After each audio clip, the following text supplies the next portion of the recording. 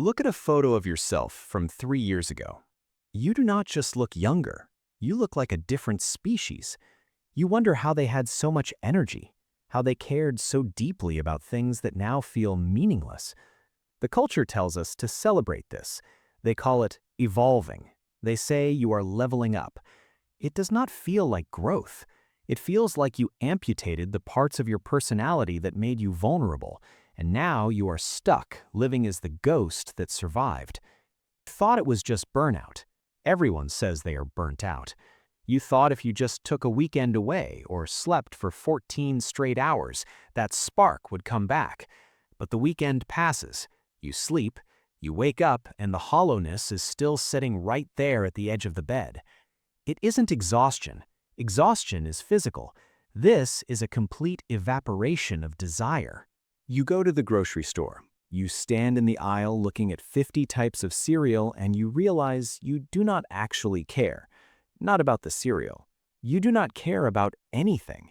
You are making choices based entirely on what is efficient, what is logical, and what the people around you need. There is a very specific reason your mind goes entirely blank when someone asks you what you want. It is not because you are boring. It is because your brain is aggressively rationing its energy. Neurochronologist Bruce McEwen spent years mapping this process. He called it allostatic overload. When you are under chronic, low-grade stress, not the kind where you are running from a predator, but the kind where you have 300 unread emails, a social expectation you cannot drop, and a general hum of background anxiety, your body has to constantly adapt to keep you upright. That constant physiological adaptation costs an immense amount of metabolic energy. Eventually, the system hits a limit. Your brain looks at your dwindling energy reserves and makes a ruthless calculation. It realizes it cannot afford to fund your personality anymore. It shuts down the cognitive luxury of curiosity, of preference, of desire, just to keep your basic executive functions running. You didn't lose yourself. Your brain temporarily erased you because being you is an evolutionary expense you can no longer afford. Look at what you do at 11 o'clock at night. You are lying in bed, you are holding your phone directly over your face, you are scrolling through a feed, but you are not actually reading the words, you are not laughing at the videos, you are just watching the colors move. You are letting the algorithm wash over you because it requires zero output. Your thumb flicking the screen is the only proof you are still awake. You do this because it is the only time in a 24-hour cycle where nothing is required of you. No one is asking you for a decision. No one needs your empathy. You are fiercely guarding this empty, hollow time because it is the only time you do not have to perform. But then the weekend comes. A friend asks to get coffee. You agree because you know you are supposed to. You sit across from them. They are talking about their life, their drama, their new job. And you realize with a cold spike of guilt that you do not care. You love them, but you cannot physically summon the energy to care about their story. You deploy the right nods. You say, "That is crazy," at the exact right intervals.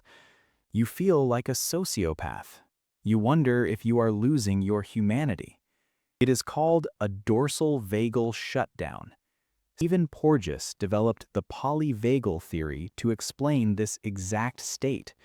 When your nervous system registers that your social or occupational environment demands more energy than you can physically regenerate, it stops trying to fight. It doesn't trigger panic, it triggers a functional freeze. It is the biological equivalent of a circuit breaker tripping to stop a house fire. Your body downregulates your emotional resonance. It builds a glass wall. You can see the people around you laughing. You know you should be laughing. You logically understand the joke, but the physiological sensation of joy cannot reach you. Your nervous system is deliberately blocking the signal to protect you from the metabolic cost of feeling anything at all. Somatic burnout. Think about the car ride home after that coffee date, or even just logging off a video call. The second the camera is off, your face drops. You do not just relax, Your entire facial structure goes slack. You stare at the steering wheel for 20 minutes. This is why you feel so incredibly competent and so completely dead at the same time. You are crushing it on paper. You handle the crises. You are the rock for your family or your team, but you are operating purely on muscle memory. And the terrifying part is how good you are at faking it.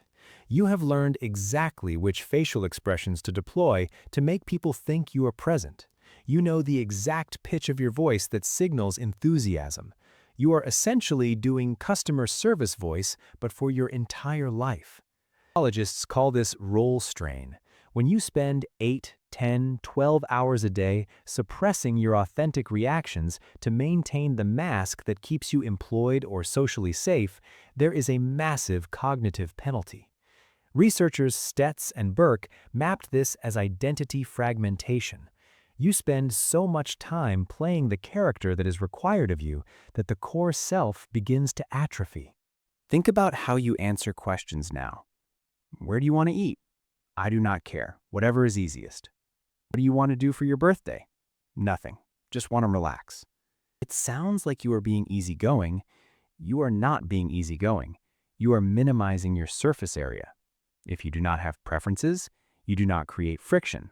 If you do not create friction, you do not expend energy. You have turned yourself into a ghost because ghosts do not require maintenance. This is diachronic disunity. It is the intense, unsettling feeling of being fundamentally disconnected from your past self.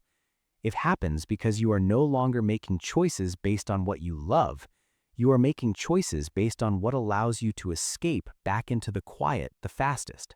Your hidden currency is no longer joy or ambition or connection. It is bandwidth. People trade almost anything, your hobbies, your social life, your own personality, just to protect whatever tiny sliver of mental bandwidth you have left.